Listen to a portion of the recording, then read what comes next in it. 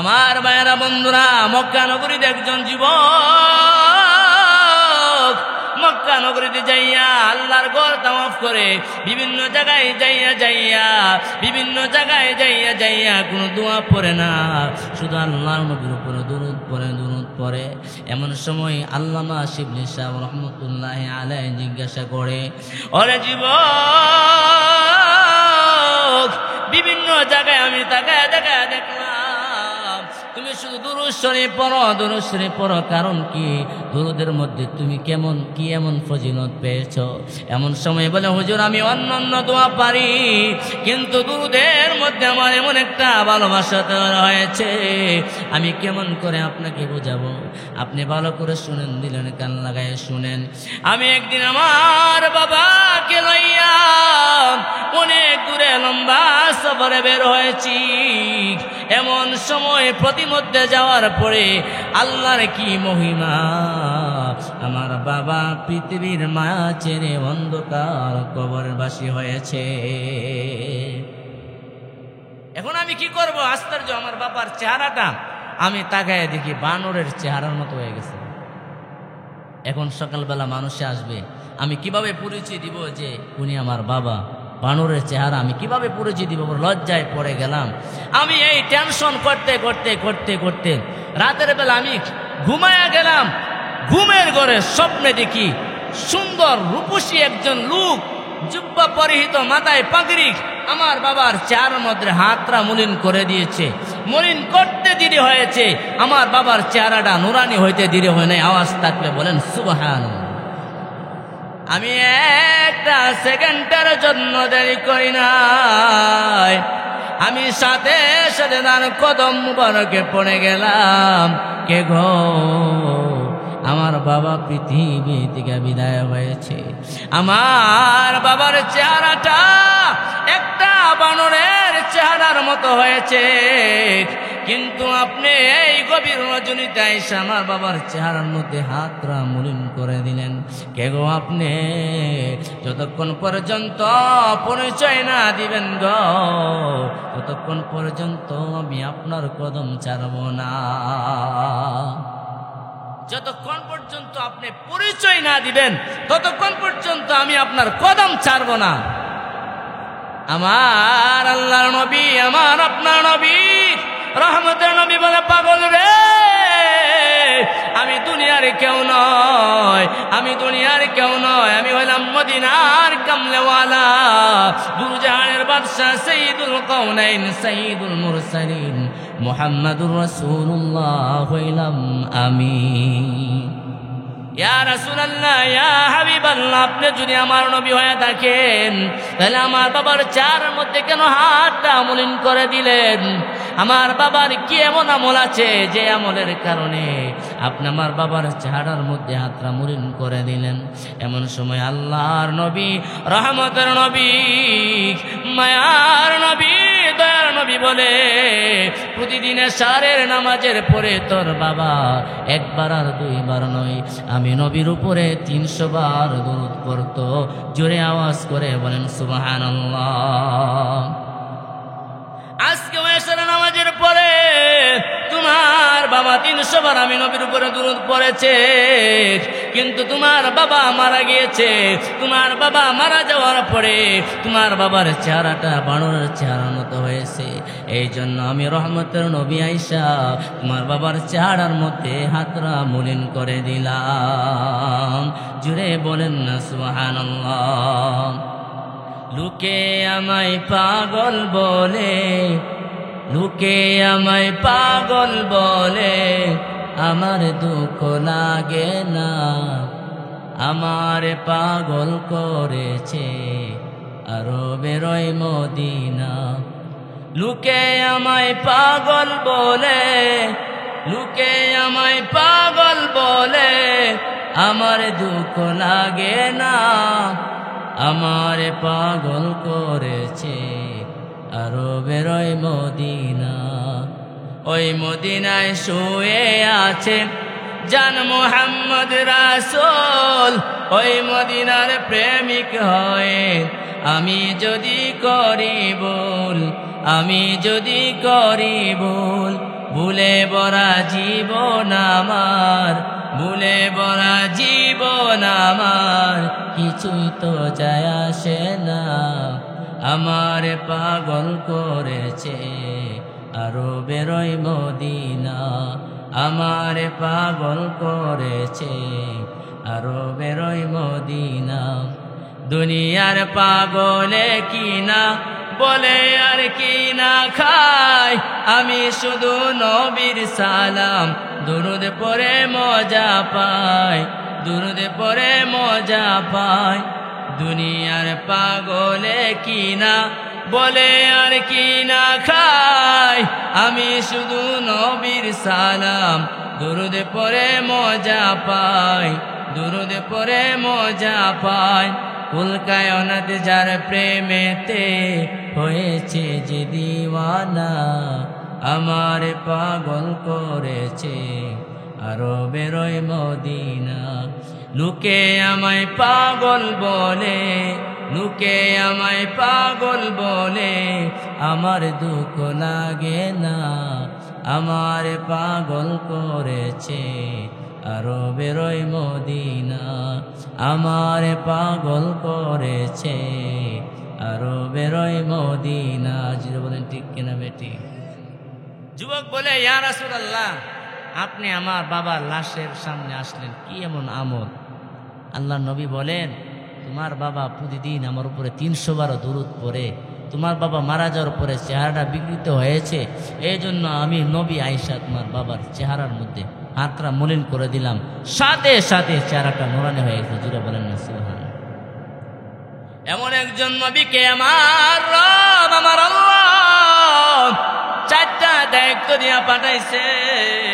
আমার বন্ধুরা, আমার বাবাজিরা, এমন একজন নবীকে আমার আল্লাহ 4 কাজের দায়িত্ব দিয়া পাঠাইছে। এর মধ্যে প্রথম নম্বর কাজ হইল, রব্বানা ওয়াবআস ফীহিম রাসূলাম মিনহুম ইয়াতলু আলাইহিম আয়াতিক। আমার রব, আমার আল্লাহ 4টা কাজের দায়িত্ব দিয়া পাঠাইছে। এর মধ্যে 1 নম্বর কাজ হলো, আল্লাহ নবী দুনিয়াতে আইসা আল্লাহ যে কিতাব তার উপর নাজিল করছে, নিজে তেলাওয়াত কইরা কইরা উম্মতদেরকে শুনায়া দিয়েছে। 1 নম্বর কাজ, কুরআনে কারীমের তেলাওয়াত নবী দুনিয়াতে আইসা করছে। বাবা আদম থেকে ধরে নিয়ে আমাদের নবী মুহাম্মদুর রাসূলুল্লাহ সাল্লাল্লাহু আলাইহি ওয়াসাল্লাম পর্যন্ত যত নবী রাসূল এসেছিলেন, তাদের প্রথম নম্বর কাজ হইল, যে কিতাব তাদের উপরে নাজিল করেছে ওই কিতাব তেলাওয়াত কইরা কইরা উম্মতদেরকে শোনায়া দিয়েছে। জুড়ে বলেন না সুবহানাল্লাহ। আল্লাহ নবী অসংখ্য অগণিত ঘটনা আছে, আয়াত আছে যে আল্লাহ নবী কোরআন তেলাওয়াত করেছেন, অনেক কষ্ট করেছেন। এর মধ্যে ছোট্ট একটা ঘটনা আমি বলি, সেটা হচ্ছে আল্লাহ নবী রহমতের নবীর উপরে যখন, বিশ্ব নবীর উপরে যখন কোরআন নাজিল হলেন, কোরআনে একটা সূরা আছে, যে সূরাটা হচ্ছে সূরাতুর রহমান। জুড়ে বলেন আল্লাহ। সূরাতুর রহমান যখন আল্লাহ নবীর উপরে নাজিল হয়েছে, আল্লাহ নবীজি বলেন, ও আমার সাহাবারা, কে আছো? এই সূরাতুর রহমানটা মক্কা নগরীতে যাইয়া দাঁড়ায়া দাঁড়ায়া তেলাওয়াত কইরা কইরা সমস্ত মক্কাবাসীকে শুনাইয়া দিবে, এমন কেউ আছে? সবাই বয়ে কাতর, কেউ দাঁড়ায় না। এখানে যদি কোরআন তেলাওয়াত করে আবু জাহেল বাধা দিবে, বড় বড় লিডাররা বাধা দিবে, কি করব? কেউ দাঁড়ায় না। এমন সময় একজন সাহাবী আব্দুল্লাহ ইবনে মাসউদ রাদিয়াল্লাহু তাআলা আনহু দাঁড়ায় গেলেন। জুড়ে বলেন আল্লাহু আকবার। যখন দাঁড়ায় গেলেন, আল্লাহ নবীজি বললেন, মাসউদ, বাধা আসবে, তুমি কি পারবা? ইয়া রাসূলুল্লাহ, ইয়া হাবিবাল্লাহ, আমার যদি জীবন চলে যায়, আমি জীবন বাজি রেখে সেই সূরাতুর রহমানের তেলাওয়াত করব। আমার নবী রহমতের নবী বলে, ও আব্দুল্লাহ ইবনে মাসউদ, যেই সূরাটা আমার রব, আমার আল্লাহ, আমার মালিক হাসরের ময়দানে জান্নাতীদেরকে জান্নাতের মধ্যে তেলাওয়াত কইরা শুনাইবে। আব্দুল্লাহ ইবনে মাসউদ বলে, ইয়া রাসূলুল্লাহ, আমাকে অনুমতি দেন, আমি যাইয়া ওই মক্কা নগরীতে যাইয়া দাঁড়ায়া দাঁড়ায়া সূরাতুর রহমানের তেলাওয়াত করব। আব্দুল্লাহ ইবনে মাসউদ সূরাতুর রহমানের তেলাওয়াত নিয়ে রওনা হয়ে গেলেন। মক্কা নগরীতে যাইয়া দাঁড়ায়া দাঁড়ায়া যখন সূরাতুর রহমানের তেলাওয়াত শুরু করে দিয়েছে, এত মজা কইরা তেলাওয়াত করতেছে, এত মজার তেলাওয়াত, এত সুমধুর তেলাওয়াত। বর্তমান দেখা যায় কারীরা তেলাওয়াত করলে আমাদের মন মুগ্ধ করা হয়। বর্তমান যুগের হাফিজ সাহেব, এমন হাফিজ সাহেব আছে যেমন হাফেজ তাকরিম, তেলাওয়াত করলে আমাদের মন জুড়ায় যায়। যেই নবীর উপরে কোরআন নাজিল হয়েছে সেই নবীর সাহাবী আব্দুল্লাহ ইবনে মাসউদ যাইয়া সূরাতুর রহমানের তেলাওয়াত শুরু করে দিছে। আর রহমান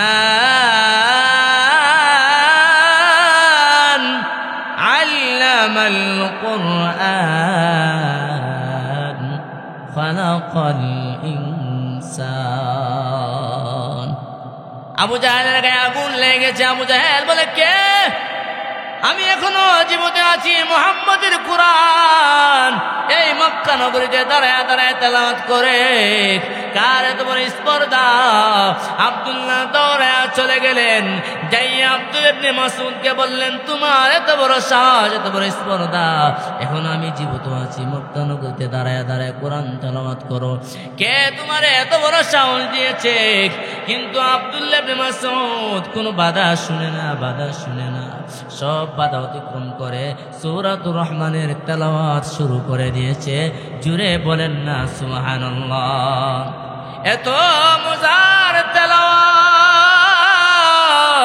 আবু জাহেল সহ্য করতে পারে নাই। আব্দুল্লাহ ইবনে মাসউদের কানের মধ্যে একটা থাপ্পড় বসিয়ে দিয়েছে। ও বন্ধুরে, দিলের কান লাগায় শুনো, যখন কানের মধ্যে থাপ্পড় লাগাই দিয়েছে, সাথে সাথে গো আব্দুল্লাহ ইবনে মাসউদের কানের পর্দাটা ফাইটা রক্ত প্রবাহিত শুরু হয়েছে। আব্দুল্লাহ ইবনে মাসউদ কুরআন তেলাওয়াত শুরু করে দিয়েছে, থামে না। আর ওই দিক দিয়ে তার কানের পর্দা ফেটে রক্ত প্রবাহিত হচ্ছে। আবু জাহেল সহ্য করতে পারে নাই, অপর কানে আরেকটা থাপ্পড় বসে দিয়েছে। দ্বিতীয় কানের মধ্যে যখন থাপ্পড় বসে দিয়েছে, দ্বিতীয় কানের পর্দা ফেটে গেল। আব্দুল্লাহ ইবনে মাসউদ রক্তে রঞ্জিত হয়ে গেছে, চোখ দিয়ে অশ্রু ঝরতেছে। তারপরও কোরআনের তেলাওয়াত একটা সেকেন্ডের জন্য বন্ধ করে না। যেই সূরাটা আমার আল্লাহ নিজে জান্নাতীদেরকে তেলাওয়াত করে জান্নাতের ভিতরে শোনাইবে, আব্দুল্লাহ ইবনে মাসউদ তেলাওয়াত শুরু করছে তো করছই, এমন ভাবে মজা করে তেলাওয়াত শুরু করে দিয়েছে। দুই কান দিয়া রক্ত প্রবাহিত হচ্ছে, রক্ত দ্বারা সাদা জামাটা রক্তে রঞ্জিত হয়েছে। তারপরও তেলাওয়াত বন্ধ করে নাই। রক্ত রঞ্জিত শরীর নিয়া রহমতের নবী, মায়ার নবীর সামনে যখন যাইয়া দাঁড়াইছে, আল্লাহ নবীজি তাকায় দেখে মাসউদ তার সমস্ত শরীর রক্ত রঞ্জিত হয়েছে, চোখ দিয়া পানি ঝরতেছে, পানি ঝরতেছে। আল্লাহ নবী, যে নবীকে না বানাইলে আমার আল্লাহ আসমান বানাইতো না, যেই নবীকে না বানাইলে আমার আল্লাহ জমিন বানাইতো না। অনিলুখির বায়না বন্ধুরা, দিনের কান লাগায় শুনো, এই নবীজি চোখ দিয়ে অবশিষ্টের মতো পানি ছেড়ে দিয়েছে। আল্লাহর নবী, রহমতের নবী কাঁদতেছেন, আর আব্দুল্লাহ ইবনে মাসউদ রাদিয়াল্লাহু তাআলা কাঁদতেছেন। তার সমস্ত শরীর রক্ত রঞ্জিত হয়েছে। ঠিক সেই মুহূর্তে হযরত জিবরাইল আল্লাহ নবীজির সামনে হাজির। জুড়ে বলেন না সুবহানাল্লাহ। আল্লাহ নবীজির সামনে এসে জিবরাইল একটা মুস্কি হাসি দিল। আল্লাহ নবী কান্দে, আর আব্দুল্লাহ ইবনে মাসউদ রাদিয়াল্লাহু তাআলা চোখের পানি পালায় পালায় কান্দে। কিন্তু জিবরাইল আইসা গো আল্লাহ নবীজির সামনে একটা মুস্কি হাসি দিলেন। আল্লাহ নবী গো জিবরাইল, আমার প্রিয় সাহাবী মাসুদের কানের পর্দাগুলো ফেটে গেল, রক্ত বাইর হইল, আমি নবী কান্দি, কিন্তু তুমি কেন রে আমার সামনে একটা হাসি দিলা? ইয়া রাসূলুল্লাহ, নবীজি আজকে আমি আপনার হাসির জবাব দিব না। আপনি যখন মক্কা ছেড়ে মদিনায় চলে যাবেন, সেদিন আমি আমার হাসির জবাবটা দিব। আওয়াজ করে বলেন সুবহানাল্লাহ। আল্লাহর নবী, রহমতের নবী, বিশ্ব নবী যখন মক্কা ছেড়ে মদিনায় চলে গেলেন, মক্কাবাসী নবীকে মক্কায় থাকতে দিলেন না, অনেক জ্বালা যন্ত্রণা দিলেন।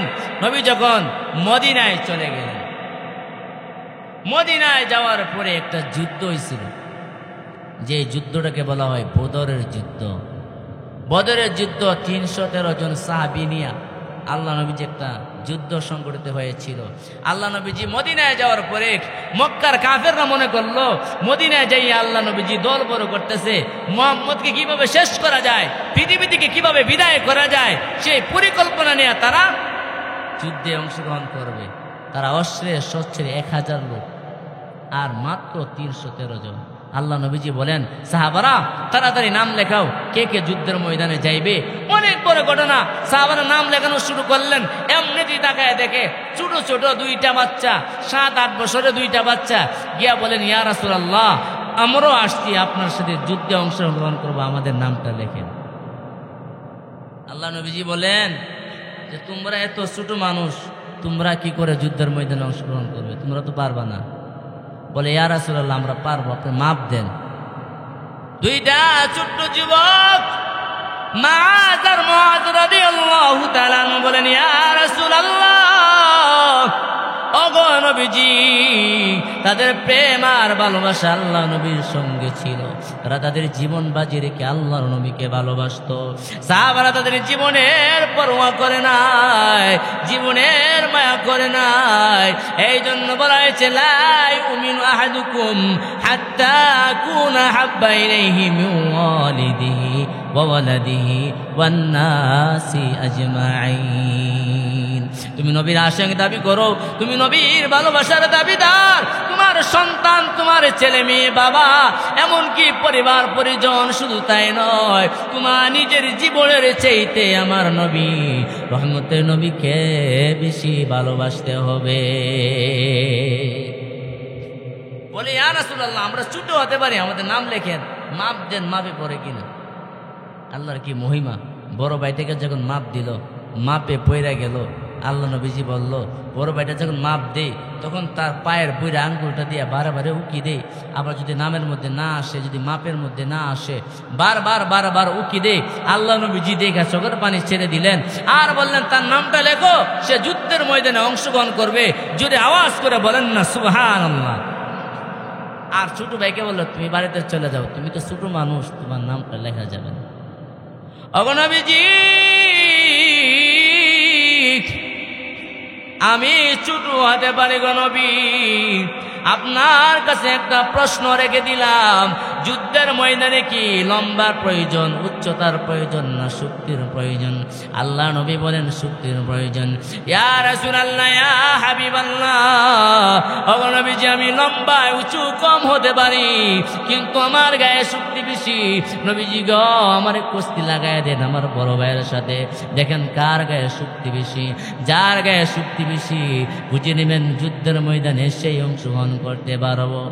আল্লাহ নবী বললেন, ঠিক আছে, তোমাদের কথা আমি মেনে নিলাম। ছোট ভাই বড় ভাইকে চোখের ইশারা দিয়ে বুঝিয়ে দিলেন, ও বড় ভাই রে, তোমার নামটা যুদ্ধের ময়দানে লেখা হয়েছে। 2 ভাই শপথ করে এসেছি, একসাথে যুদ্ধের ময়দানে যাব,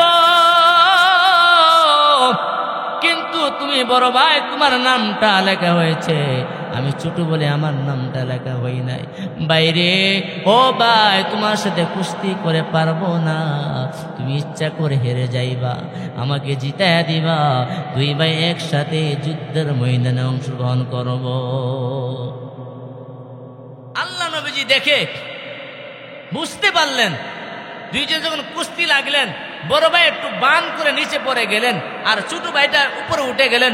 সাথে সাথে বললেন, ইয়া রাসূলুল্লাহ, ইয়া হাবিবাল্লাহ, দেখেন আমার ভাইকে আমি নিচে ফেলে দিয়েছি, আমার গায়ে শক্তি বেশি, যুদ্ধের ময়দানে যাওয়ার জন্য আমার নামটা লেখেন। জুড়ে বলেন না সুবহানাল্লাহ। আল্লাহ নবীজি বললেন, ঠিক আছে, মুআয আর মুআয দুজনের নাম বদরের সৈনিকদের খাতায় লিখে দাও। যুদ্ধের ময়দানে যুদ্ধ চলতেছে, আল্লাহর নবী রহমতের নবী সিজদায় পড়ে গেলেন, ইয়া আল্লাহ, শুধুমাত্র 313 জন সাহাবী নিয়ে আমি বদরের ময়দানে অংশগ্রহণ করলাম। আল্লাহ গো, ওগো আল্লাহ, জানি না পরাজিত হয়ে যায় কিনা। আল্লাহ তুমি কি তোমার ইসলাম শেষ করে দিবা কিনা। আল্লাহ গো, আল্লাহ নবীজি যখন কান্না শুরু করে দিলেন, এই দিক দিয়ে যুদ্ধ চলতেছে, যুদ্ধ চলতেছে। আমার ভাইয়ের বন্ধুরা, এই এত বড় যুদ্ধের ময়দানে সবচেয়ে বড় বীর পালোয়ান আবু জাহেল যুদ্ধে অংশগ্রহণ করলেন।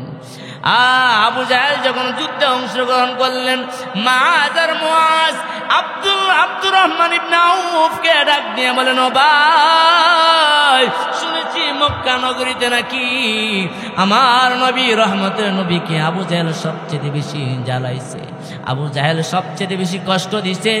ও ভাই আব্দুর রহমান ইবনে আউফ, আবু জাহেলের লাশটা দেখা দাও, আমরা আবু জাহেলকে পৃথিবী থেকে বিদায় করে দিব।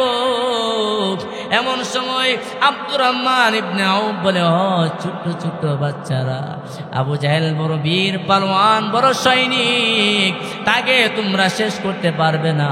বলে, আপনাকে বলছি দেখায়া দেন, বাকি কাজগুলো আমরা করব। সাথে সাথে আব্দুর রহমান ইবনে আউফ দেখায়া দিলেন, ওই যে গুনার উপরে দেখা যায় বীর পালোয়ান আবু জাহেল বসে রয়েছে। দুইটা ভাই তলোয়ার নিয়ে একটা দূর দিছে, যাইয়া আবু জাহেলকে লাগাল পাই না, কিভাবে তাকে হত্যা করবে, লাগল পাওয়া যায় না। আমার বাবার, আমার বন্ধুরা, ও আমার মায়েরা, দিলের কান লাগায় শুনো রে। এমন সময় যাইয়া ঘোড়ার একটা পা কেটে দিলেন। জুড়ে কোন সুবহানাল্লাহ। ঘোড়ার মধ্যে আঘাত করলেন, পাটা কেটে গেল। সাথে সাথে আবু জাহেল মাটিতে পড়ে গেলেন। ওই দিক দিয়ে আবু জাহেলের ছেলে ইকরামা এখনো ইসলাম গ্রহণ করে নাই, তাকে দেখে তার বাবাকে পৃথিবী থেকে শেষ করে দেওয়া হচ্ছে, সে দূর থেকে আক্রমণ চালায়। ছোট্ট বাচ্চা যার হাতের মধ্যে যাইয়া আঘাত বসে দিয়েছেন, হাতটা কেটে গেল। হাতটা কোন রকম তার শরীরের সাথে ঝুলে আছে। এমন সময় ছোট্ট শিশু বাচ্চা তলোয়ার হাতে নিতে পারে না, এই হাতটা বাঁধা হয়ে দাঁড়াইছে। ইতিহাসের কিতাবগুলা প্রমাণ করে বন্ধু, ইতিহাসের কিতাবগুলা প্রমাণ করে, পা দিয়া পাড়া দিয়া ওই হাতটা চিরে ফেললেন। আওয়াজ থাকলে বলেন না সুবহানাল্লাহ। অপর হাতে তলোয়ার নিয়ে আবু জাহেলের মাথায় আঘাত করলেন, আবু জাহেলের শরীরে আঘাত করলেন। সাথে সাথে আবু জাহেল মাটিতে লুটে পড়লেন। তারা মনে করলেন আবু জাহেল হত্যা হয়েছে, আবু জাহেল এখনো মরে নাই। ওই দিক দিয়া যুদ্ধ আল্লাহ নবীজি বিজয় লাভ করলেন। বিজয় লাভ করার পরে আমার আল্লাহ জানাইয়া দিলেন, আল্লাহ নবী বলেন, ও আমার সাহাবীরা, আমরা যুদ্ধের মধ্যে বিজয় লাভ করেছি, বিজয় লাভ করেছি, কিন্তু এখানে একটা ঘটনা আছে, এখানে আবু জাহেল হত্যা হয়েছে। কে আছো রে? আবু জাহেলের মাথাটা আমি আল্লাহর নবীর সামনে হাজির করবা। কে মনে আছো যে আবু জাহেলের মাথাটা আনতারবা? এমন সময় আব্দুল্লাহ ইবনে মাসউদ রাদিয়াল্লাহু তাআলা আনহু দাঁড়ায় গেলেন, ইয়া রাসূলুল্লাহ, আমাকে অনুমতি দেন, আমি যাইয়া আবু জাহেলের মাথাটা আপনার সামনে হাজির করে দিব। আব্দুল্লাহ ইবনে মাসউদ রাদিয়াল্লাহু তাআলা দৌড়ে চলে গেলেন আবু জাহেলের মাথা আনার জন্য। আবু জাহেলের মাথা আনার জন্য যাইয়া দেখে এখনো আবু জাহেল মরে নাই, ছটফট করতেছে, এখনো মরে নাই। আব্দুল্লাহ ইবনে মাসউদ যাওয়ার পরে আবু জাহেল বলে, ও মাসউদ, তুমি কি আমার মাথা নিতে এসেছো? বলে, হা হা। তবে আমার মাথাটা নেওয়ার সময়, কাটার সময় একটু বড় করে কাটবা, যাতে মানুষে দেখলে বুঝেইরা নেতা আবু জাহেলের মাথা। কাটলেন, কাটা শেষ, এখন আল্লাহ নবীজি দরবার মাথা কিভাবে নিয়ে আসবেন? অনেক বড় মাথা, তো মাথা ধরে টান দেয়, মাথা আসে না। আব্দুল্লাহ ইবনে মাসউদ রাদিয়াল্লাহু তাআলা কোমর থেকে রশি খুললেন আর তলোয়ার বের করলেন। কোমর থেকে রশি খুলে তলোয়ার বের করে কানের এক জায়গায় দিয়া, একটা কান দিয়া তলোয়ার দিয়া ছিদ্র করে, অপর কান দিয়া, ডান কান দিয়া ছিদ্র ঢুকায়া বাম কান দিয়া রশি বের করে টেনে টেনে হেসরায়া হেসরায়া আল্লাহ নবীজির সামনে মাথাটা হাজির করলেন। যখন কোরআন তেলাওয়াত করার অপরাধে, কোরআন তেলাওয়াত করার কারণে আবু জাহেল আব্দুল্লাহ ইবনে মাসউদের ডান কানে বাম কানে তাপ্পুর বসায় দিয়েছিল, রক্ত প্রবাহিত হয়েছিল। সে আব্দুল্লাহ ইবনে মাসউদ তার এই কান দিয়া ছিদ্র কইরা রশি ঢুকায়া মাথা টেনে হেসরে আল্লাহ নবীজি দরবারে হাজির করলেন। ঠিক সেই মুহূর্তে জিবরাইল আয়েশা আল্লাহ নবীজির সামনে হাজির। জুড়ে বলেন না সুবহানাল্লাহ। ইয়া রাসূলুল্লাহ, নবীজি একটা হাসি দিছিলাম মক্কা নগরীতে, আপনি প্রশ্ন করেছিলেন কেন আমি হাসছিলাম। ওই সময় আপনার চোখে পানি ছিল, আব্দুল্লাহ ইবনে মাসউদের চোখেও পানি ছিল। জুড়ে বলেন ঠিক কিনা? ইয়া রাসূলুল্লাহ, একটা হাসি দিছিলাম মক্কা নগরীতে, আর আজকে আরেকটা হাসি দিলাম মদিনায়। নবীজি গো, এই দৃশ্যটা আমি জিবরাইলের চোখের সামনে ভেসে উঠেছিল, এই জন্য আমি একটা হাসি মক্কা নগরীতে দিছিলাম। জোরে বলেন না সুবহানাল্লাহ। আল্লাহ নবীজিকে জীবনের চাইতে বেশি ভালোবাসতে হবে। যদি জীবনের চাইতে বেশি ভালো আল্লাহ নবীকে বাসতে পারি, তাহলে আমি মুমিন, না হতে আমি মুমিন হতে পারব না। এজন্য ভাইয়ের আমার, বন্ধুরা আমার, দিলের কান লাগায় শোনো। বলতেছিলাম প্রথম নম্বর কাজ, আল্লাহ নবীজি কোরআন তেলাওয়াত কইরা কইরা উম্মতদেরকে শুনাইছে। কিন্তু আজকে দেখা যায় আমরা কোরআন তেলাওয়াত থেকে অনেক দূরে, কোরআন তেলাওয়াত আমরা জানি না। এই জন্য আল্লাহ নবী হাদিসের মধ্যে বলে দিয়েছেন, দ্বিতীয় নম্বর কর্মসূচি, আল্লাহ নবীজি বিশ্ব নবী, রহমতের নবী। দ্বিতীয় নম্বর কর্মসূচি হলো নিজেই শুধু কোরআন তেলাওয়াত করে নাই, উম্মতদেরকে কোরআন তেলাওয়াত শিখাইছে কি শিখাইছে না? আওয়াজ করে বলেন না, শিখাইছে কি শিখাইছে না? অবশ্যই অবশ্যই শিখাইছে। না শিখাইলে আমরা কোরআন পাইলাম কই থেকে? কোরআনে কারিমের তেলাওয়াত শিখাইছে।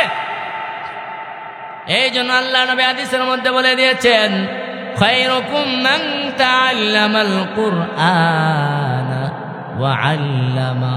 আল্লাহ নবীজি বলেন, তোমাদের মধ্যে সর্বশ্রেষ্ঠ হলো ওই মানুষটা। দুনিয়াতে বংশমর্যাদার কোনো মূল্য নাই, দুনিয়াতে টাকা পয়সার কোনো মূল্য নাই, ধন দৌলতের কোনো মূল্য নাই। অনেক উচ্চ লেভেলের লোক আমি, যদি আমার ভিতরে কোরআন না থাকে আমার কোনো মূল্য নাই। আবু জাহেলের নাম কিন্তু আবু জাহেল ছিল না, আবু জাহেলের নাম ছিল আবুল হেকাম, বুদ্ধিমানের বাবা। কিন্তু কোরআন না থাকার কারণে আবু জাহেলের নাম হয়ে গেল আবু জাহেল। আব্দুল হেকাম নাম, কিন্তু তার নামটা হয়ে গেল আবু জাহেল, তার ভিতরে কোরআন না থাকার কারণে। আল্লাহর নবী, রহমতের নবী, বিশ্ব নবীজি, দয়ার নবী, মায়ার নবী, একদিন মসজিদে নববীতে বসাম, এমন সময় জিবরাইল আল্লাহ নবীজির দরবারে এসে হাজিরা দিলেন। আল্লাহ নবীজি বললেন, জিবরাইল তুমি আসলা? ইয়া রাসূলুল্লাহ, নবীজি আমি এসেছি গো নবীজি। ওই যে দেখা যায় আপনার একজন সাহাবী আবু যর ওই রাস্তা দিয়া যাইতেছে। আমার নবী বলেন, ও জিবরাইল, তুমি আমার আবু যরকে কিভাবে চিনো? বলে, ইয়া রাসূলুল্লাহ, আপনার আবু যরকে শুধু আমি চিনি না, শুধু আমি চিনি না, আসমানের ফেরেশতারাও চিনে। আসমানে যত ফেরেশতা আছে সমস্ত ফেরেশতারা আপনার আবু যরকে চিনে। জুড়ে বলেন না সুবহানাল্লাহ। কি এমন গুণ, যেই গুণের কারণে আসমানের ফেরেশতার সাথে তার পরিচয় হয়ে গেল। আল্লাহর নবী বললেন, জিবরাইল, কি এমন তার ভিতরে গুণ আছে? ইয়া রাসূলুল্লাহ, ইয়া হাবিবাল্লাহ, ওগো নবীজি, তার ভিতরে দুইটা গুণ। এক নম্বর গুণ হলো সে কোরআনে কারিমের একটা সূরা আছে, যেই সূরাটার নাম হলো সূরাতুল ইখলাস, অর্থাৎ সূরাতুল ইখলাস, কুল হুয়াল্লাহ সূরাটা সে প্রতিদিন তার আমল বানায় নিয়েছে। দৈনিক সে তেলাওয়াত করে আমার আল্লাহর কাছে এত ভালো লেগেছে, আমার আল্লাহ সমস্ত ফেরেশতাদের সাথে তার পরিচয় করায় দিয়েছে। জুড়ে বলেন না সুবহানাল্লাহ। এক নম্বর গুণ। দুই নম্বর গুণ হচ্ছে তার ভিতরে হিংসা নাই, সে নম্র ভদ্র, তার ভিতরে কোনো হিংসা নাই। এই জন্য বাবার আমার, বন্ধুরা আমার, দিলের কান লাগায় শুনো, হিংসা করা যাবে না, মানুষের সাথে নিন্দা করা যাবে না। হক না সে আমার প্রতিবেশী, হক না সে গরিব মানুষ, কিন্তু তার সাথে হিংসা করা যাবে না। এক নম্বর গুণ, সে কোরআনে একটা সূরা আছে, যে সূরাটাকে সূরাতুল ইখলাস, কুল হুয়াল্লাহ সূরা, আল্লাহ নবী বলেন, যদি কোনোদিন প্রতিদিন দৈনিক সে একবার সূরাতুল ইখলাস তেলাওয়াত করে, প্রতিদিন নিয়মিত তেলাওয়াত করে, তাহলে জান্নাতের ভিতরে আমার আল্লাহ একটা ঘর বানায় দেয়। জুড়ে বলেন না সুবহানাল্লাহ। আমার ভাইরা বন্ধুরা, আর যদি প্রতিদিন 10 বার পরে 10টা ঘর আমার আল্লাহ নবীর মাধ্যমে জানায় দিল। শুধু তাই নয়, যে ব্যক্তি প্রতিদিন সূরাতুল ইখলাস, কুল হুয়াল্লাহ সূরাটা তেলাওয়াত করবে, আমার আল্লাহ বলেন, সে যদি মারা যাওয়ার পরে পৃথিবীর কোন মানুষ তার জানাজায় অংশগ্রহণ করলো না, জিবরাইল আমার আল্লাহর হাবিব মুহাম্মদুর রাসূলুল্লাহ সাল্লাল্লাহু আলাইহি সাল্লাম বলে দিলেন, পৃথিবীর কোন মানুষ তার জানাজায় অংশগ্রহণ করলো না, কিন্তু সে প্রতিদিন সূরাতুল ইখলাস তেলাওয়াত করে, আমার আল্লাহ কমপক্ষে আসমান থেকে 50,000 ফেরেশতা পাঠাইয়া তার জানাজায় সংগঠিত হবে। জোরে কোন সুবহানাল্লাহ। প্রতিদিন যদি সূরাতুল ইখলাসটা মা বোনদেরকে বলি তেলাওয়াত করতে পারেন, তাহলে জান্নাতে আমার আল্লাহ একটা ঘর বানাই দেবে।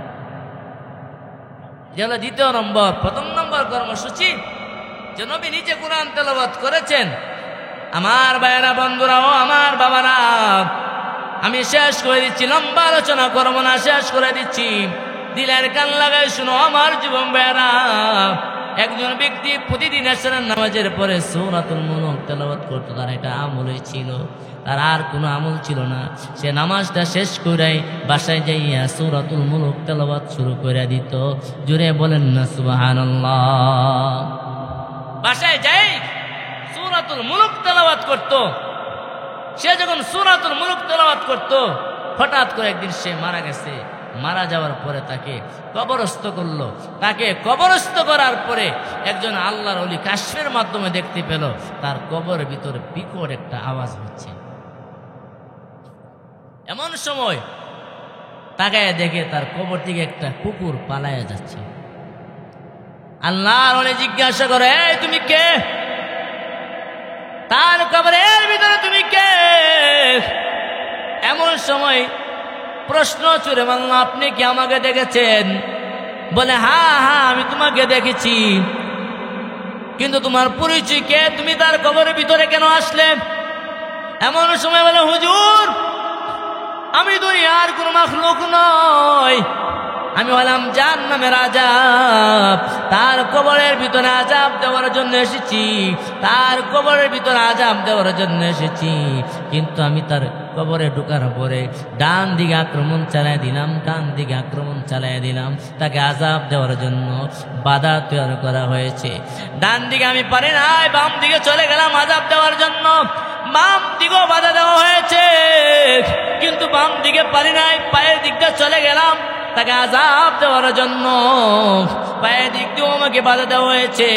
আমি বাধায় আক্রমণ হইয়া ভাবলাম সামনের দিক দিয়া তার উপর আক্রমণ চালায়, পারলাম না। কিন্তু আমি পরিশেষে তার উপরে ঝাঁপ দিয়া পড়তে চাইছিলাম। আপনি একটা বিকট আওয়াজ শুনতে পাইছেন? বলে, হ্যাঁ এই বিকট আওয়াজটা হলো, আমি বললাম জাহান্নামের আযাব, ডানে বামে সামনে পিছনে কোনো দিকে পারি না। আমি যখন তার উপরে ঝাঁপায়া পড়তে গেলাম, সূরা কোরআনে কারীমের মধ্যে একটা সূরা আছে, যেই সূরাটার নাম হলো সূরাতুল মুলক। ওই সূরাতুল মুলক আমার গায়ে তাপ্পুর বসায় দিছে, জুড়ে কন্যা সুবহানাল্লাহ।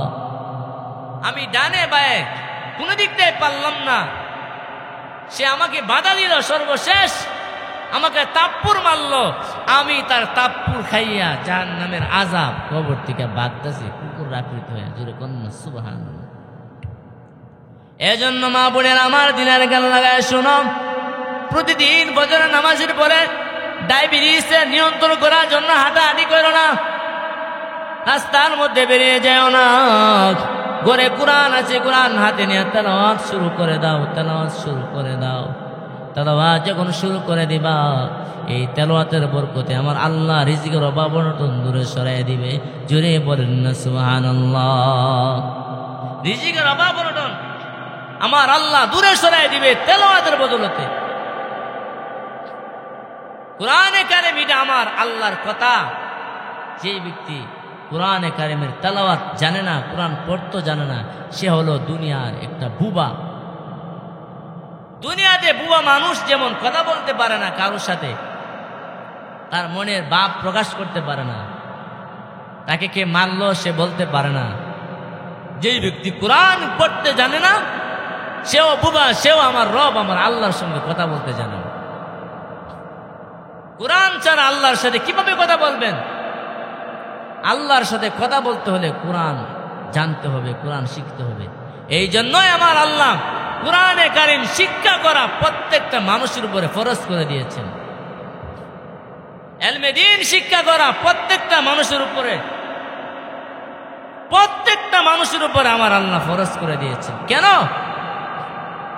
সেই কোরআন শুধুমাত্র ঘরে বাসকু বানায়া, ঘরের ভিতরে বাসকু বানায়া তো রাখলাম তাহলে চলবে না, সেই কোরআনকে তেলাওয়াত করতে হবে।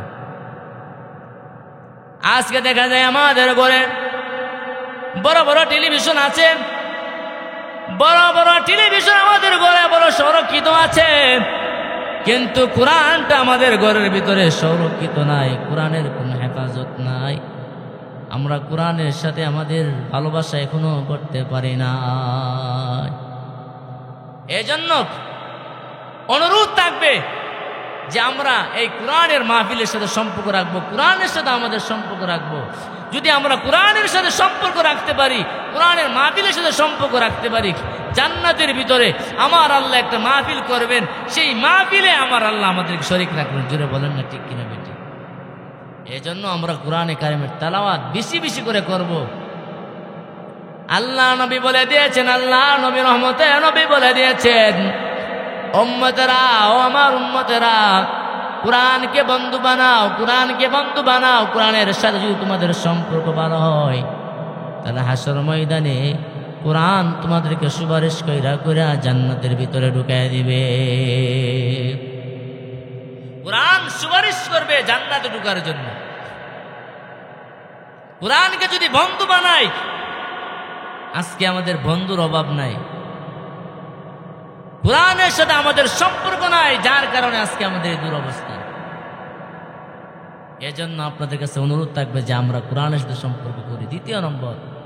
তৃতীয় নম্বর আল্লাহ নবীজির সুন্নতের মূল্যায়ন করি, সুন্নতের সাথে আমরা সম্পর্ক রাখি। মান তামাসসাকা বিসুন্নতি ইনদা ফাসাদি উম্মতি ফালাহু আজরু মিয়াতু শাহীদ।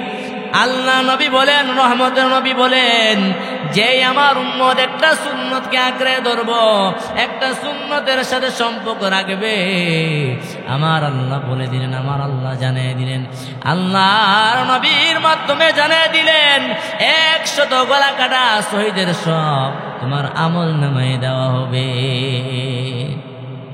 শুধুমাত্র একটা সুন্নতের সাথে সম্পর্ক থাকার কারণে 100 গলা কাটা শহীদের সব তোমার আমল নামায় দেওয়া হবে। যেটা বলেন না সুবহানাল্লাহ।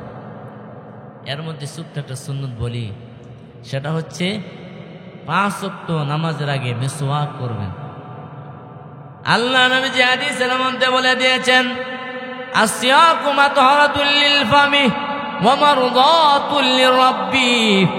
আল্লাহ নবীজি বলেন যে নবীজির একটা সুন্নত, মিসওয়াক আদায় করবে, মিসওয়াক করবে।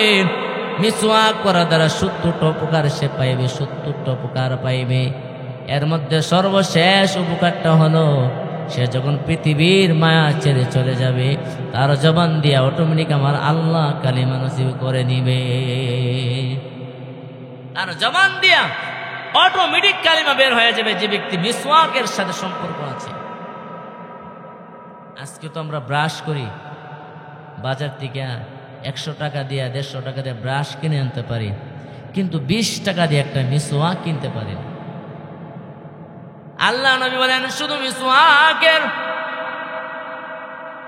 সর্বনিম্ন ফজিলত হলো সে যখন পৃথিবী থেকে বিদায় হয়ে যাবে, বিদায় হওয়ার সময় কালিমা নসিব হবে। সবচেয়ে আরো একটা উপকার আছে, সেটা হচ্ছে ওয়া মারদাতুল লিরাব্বি, আমার রবের সন্তুষ্ট সে দ্রুত অর্জন করতে পারবে।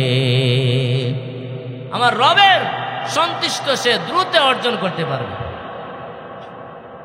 সুন্নতের সাথে আমাদের সম্পর্ক রাখতে হবে। এরপর আল্লাহ নবীজি সুন্নত উম্মতদেরকে শিখিয়ে গেলেন। 4র্থ নম্বর হলো আমার ভাইয়েরা বন্ধুরা, 4র্থ নম্বর হলো গুনাহ থেকে নিজেকে বাঁচাইতে হবে। হোক না ছোট গুনাহ, বড় গুনাহ, যত বড় গুনাই হোক না কেন সে আল্লাহ তাআলার কাছে আমাকে জবাবদিহিতা করতে হবে। আর আমার রব সবগুলা রেকর্ড করে রাখতেছে, হাসর ময়দানে আমাদেরকে প্রকাশ করে দিবে। শুধু তাই না, জাররা থেকে জাররা পরিমাণ গুনাহ যদি আমরা করি, জাররা থেকে জাররা পরিমাণ নেকও যদি আমরা করি, ফামান ইয়ামাল মিসকালা যাররাতিন শাররান ইয়ারা ওয়া মান ইয়ামাল মিসকালা যাররাতিন খায়রান ইয়ারা। আমার আল্লাহ বলেন যারা পরিমাণ নেক আমল করলা এটারও প্রতিদান হাসর ময়দানে আমি আল্লাহ দেব, আর যারা পরিমাণ গুনাহ করলা এটারও প্রতিদান আমি আল্লাহ হাসর ময়দানে দিব। প্রশ্ন করতে পারেন হুজুর কোনটারে প্রতিদান দিব, তাহলে কোনটার প্রতিদান আমার আল্লাহ কি দিবেন? এটা আমার আল্লাহ বলেন নেক আমল করবা, নেক আমলের বিনিময়ে আমি আল্লাহ জান্নাতের মালিক বানিয়ে দিব। আর বদ আমল করবা, বদ আমলের বিনিময়ে আমি আল্লাহ জাহান্নাম তোমাকে দান করব। নেক আমল করবা, নেক আমলের বিনিময়ে আল্লাহ জান্নাত দিব। বদ আমল করবা, বদ আমলের বিনিময়ে আল্লাহ তাআলা জাহান্নাম দিয়ে দিবেন।